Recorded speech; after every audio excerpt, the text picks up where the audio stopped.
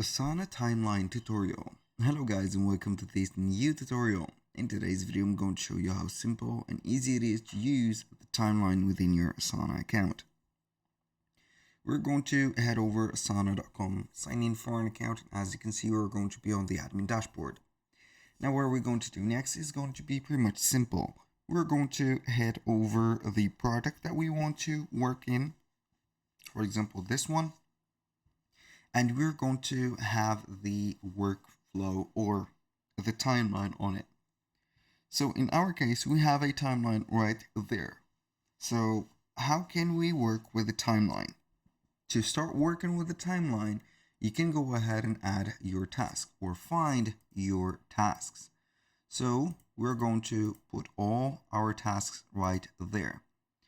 So here I am going to make the specific timeline within all times, or not all times, but basically within our weeks. So let's head over here. So this is, we're going to make some new dates. We're going to have, for example, the start date, which is going to be maybe this day till like, so why it is going to be on March, we need to be on January, for example, like that. Let's see, like this. This is one. This is, for example, slash 2026. And why it is 27, but we're going to make it, as far as I know, like that.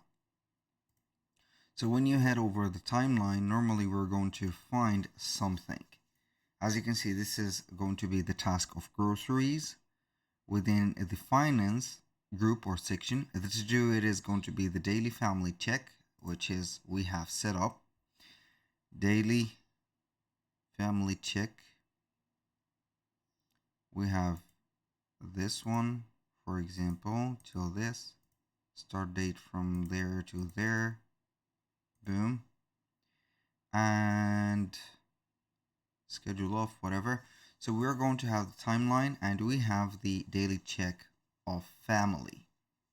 The groceries is made, but we can go ahead and see everything. Now we can go ahead and extend a due date or a start date of a task by just selecting one of the borders, left or right border of the work, and we can go ahead and extend it.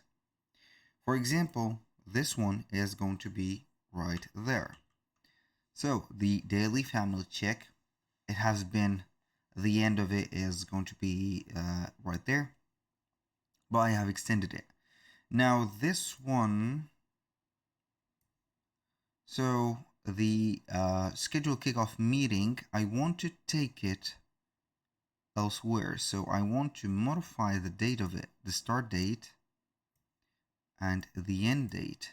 So let's have it at least, move in here please. So we're going to make it here within the other ones. So I'm going to make the same date at least. Boom. And we can go ahead and check the task by clicking on it, and it is going to be the same as the list or whatever. So you can go ahead and select the zoom out for quarters, years, half years, whatever. As you can see, months, weeks, and also days. So we can go ahead and set up some sorting, some filtering, some options, and etc. You can go ahead and save the view or reset it if you want. Here we have the first quarter of 2026. That means from January to February, March, April, and etc. So like that until here April, or March is going to be the first quarter. So you can go ahead and see the tasks that you have.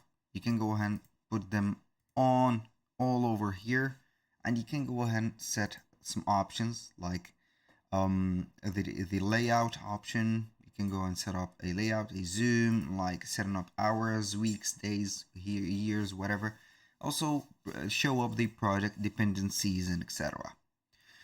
This is pretty much it, how we can do that. It is going to be, or the timeline is going to be something that we can go ahead and modify or have to use right there within the project, so we can go ahead and have some extension when we're going to set a start and end date. That was all for today's video. Thank you guys for watching. I hope that you have enjoyed the content, and hope to see you soon on the next one.